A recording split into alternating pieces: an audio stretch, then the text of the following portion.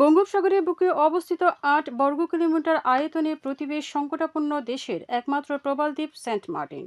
অনিয়ন্ত্রিত পর্যটনের কারণে দ্বীপের হারিয়ে যাওয়া প্রাকৃতিক পরিবেশ ও জীববৈচিত্র্য রক্ষায় সরকার গত বছর থেকে নানা পদক্ষেপ নিয়েছে। পর্যটক সীমিত করার পাশাপাশি দ্বীপের নিষিদ্ধ পলিথিন ও একবার ব্যবহার্য প্লাস্টিক পণ্য বহন রোধ করা সহ ভ্রমণে ১২টি নির্দেশনা বা শর্ত আরোপ করা হয়েছে।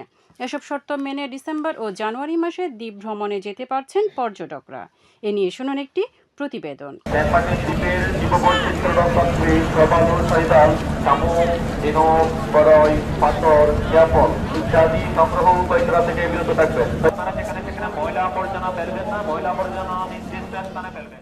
ছেঁড়া দ্বীপ ভ্রমণ, পলিথিন ও একবার ব্যবহার্য প্লাস্টিক পণ্য পরিবহন, দ্বীপের জীববৈচিত্র্যের ক্ষতি সাধন থেকে বিরত থাকা সহ সরকারের ১২টি নির্দেশনা মেনে ডিসেম্বর ও জানুয়ারি মাসে সেন্ট মার্টিনে প্রতিদিন ২,০০০ পর্যটকের রাত যাপনের অনুমতি রয়েছে।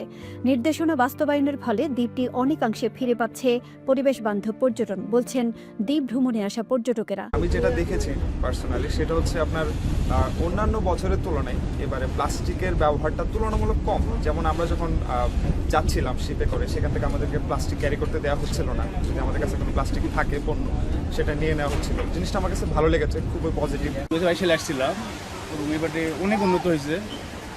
সরকার যে উদ্যোগ নিচ্ছে আপনার পলিথিন বিভিন্ন দূষণ থেকে এই সরকারিকে মুক্ত করার, আমার মনে হয় যে এটা দূষণ সরকারের উদ্যোগ ভালো।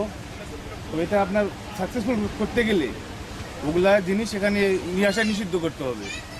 সেন্ট মার্টিনের প্রাকৃতিক পরিবেশ রক্ষায় রাতে সৈকতে আলো জ্বালানো, বারবিকিউ পার্টি নিষিদ্ধ সহ কেয়াবনে প্রবেশ, প্রবাল, শামুক ঝিনুক ও জীববৈচিত্র্যের ক্ষতি আর নিষিদ্ধ পলিথিন বহনে নিষেধাজ্ঞা রয়েছে। তবে পর্যটক নিয়ন্ত্রণের পাশাপাশি দ্বীপে পর্যটন সহ সংশ্লিষ্ট ব্যবসায়ীদেরও বন্ধ করতে হবে সিঙ্গেল ইউজ প্লাস্টিকের ব্যবহার, বললেন স্থানীয় ব্যবসায়ীরা। আপনি প্লাস্টিক পণ্য আইটেম সেন্ট মার্টিনে আসা বন্ধ করে দেন, এইটাই সেন্ট মার্টিনে পরিবেশ দূষণ হবে না। আমরা পর্যটকদেরকে প্লাস্টিক ব্যবহার থেকে আমরা বলি, আপনারা প্লাস্টিক বা সিঙ্গেল ইউজ প্লাস্টিক ব্যবহার করবেন না, সেটা আমরাও বলি। যেমন এখানে রড সিমেন্ট বালি আসা নিষেধ, আপনিও প্লাস্টিক বন্ধ করে দেন, তাহলে পরিবেশ রক্ষা হবে, পরিবেশ দূষণ হবে না। সেন্ট মার্টিন আগের জায়গায় ফিরে যাবে। এদিকে সেন্ট মার্টিনের পরিবেশ পুনরুদ্ধার, জীববৈচিত্র্য ও সামুদ্রিক প্রাণী সংরক্ষণ এবং পরিবেশ বান্ধব পর্যটন নিশ্চিতে সরকার মহাপরিকল্পনা গ্রহণ করেছে, বললেন পরিবেশ অধিদপ্তর কক্সবাজারের উপপরিচালক খন্দকার মাহমুদ পাশা। সরকার একটা মাস্টার প্ল্যান করার ইনিশিয়েটিভ নিয়েছে। সেই প্ল্যান অনুযায়ী সেন্ট মার্টিনকে কয়টা এলাকায় বা ডিভিশনে ভাগ করেছে মাস্টার প্ল্যান অনুযায়ী।